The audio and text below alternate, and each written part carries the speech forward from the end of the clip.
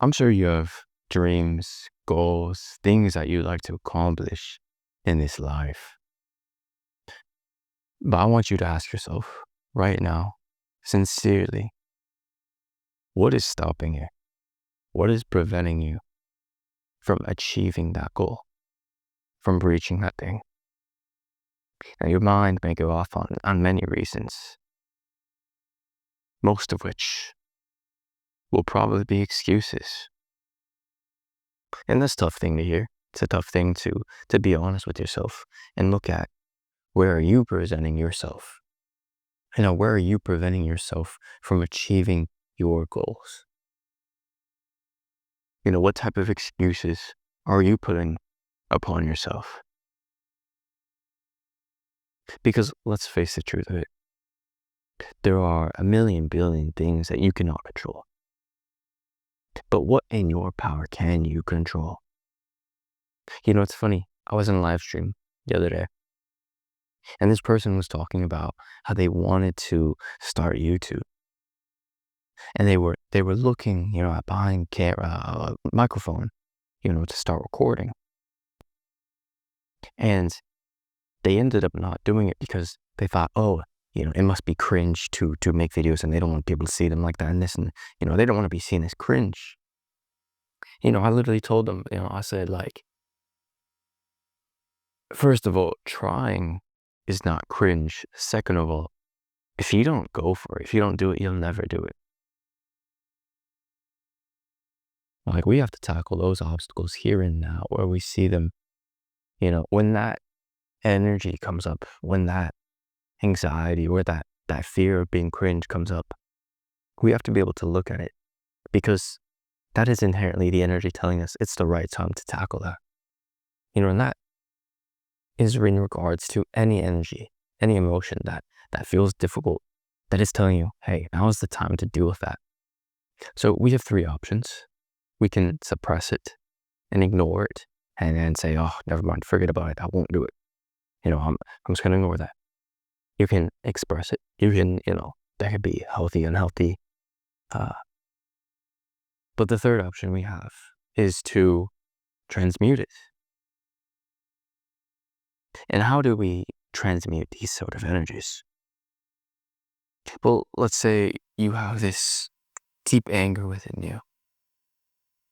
The example of repressing it would be ignoring it, letting it bottle up until it explodes out of you. And when it explodes out of you, that is expression, actively pursuing the anger, expressing it through physical action, through vocal action. And third, expressing it through transmutation. Transmuting it would be to observe it, to bring light into it, to bring compassion to it, to raise that energy up within you. And say, why am I angry? Where does this come from? What does this need? What is this energy? What is this telling me? Where does it come from? And in the end, being more compassionate with yourself. Being more compassionate with yourself as to why this is happening, why you feel this way. And I feel that this is the thing that really will make a difference in the external and internal world in your life. Is when you give light to the energies that maybe you've been suppressing, or the energies that are difficult for you to deal with. Because the truth is, if we don't deal with them when they arise, they'll just keep getting bottled up, and they won't go away. They'll keep arising. And so it's easy to look at the world, or to look at situations and sort of blame the world or blame something for them. When I think when we bring presence, when we bring awareness to them, when we look at them in truth and reality, there's something to be learned there. Even if it's hard, even if it's difficult, I speak through this right now because there have been many things, especially in this past week, that I've been looking at within myself. And it's tough looking at within my situation in life and being honest with myself and saying, what can I learn from this? What can I be taught from this? How can I be better?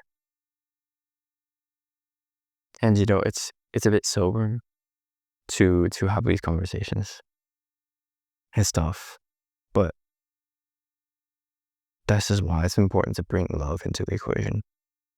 Love for yourself, self-compassion, and say, despite all this, there is this inherent sense of love that we have for ourselves, even if you don't strongly or overtly feel it as something obvious. It is there. You can see it, you can touch it. There is no doubt. And I feel that the more you have contact with that, despite being able to look at your flaws, despite being able to look at maybe the things you could see as regrets or mistakes or this or that, having that level of love and self-compassion for yourself, I feel like is the one missing piece that a lot of people are missing when it comes to themselves and their life and how they view themselves and their life. So I want you to ask yourself, what energy is coming up within you?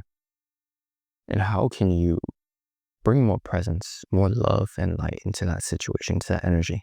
What is that energy asking of you? Even if it's difficult,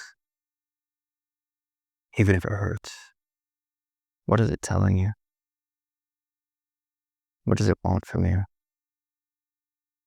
How can you transmute it? And I think that this is more than just an internal energy, emotional thing. It's a practical application when we look into our lives and see,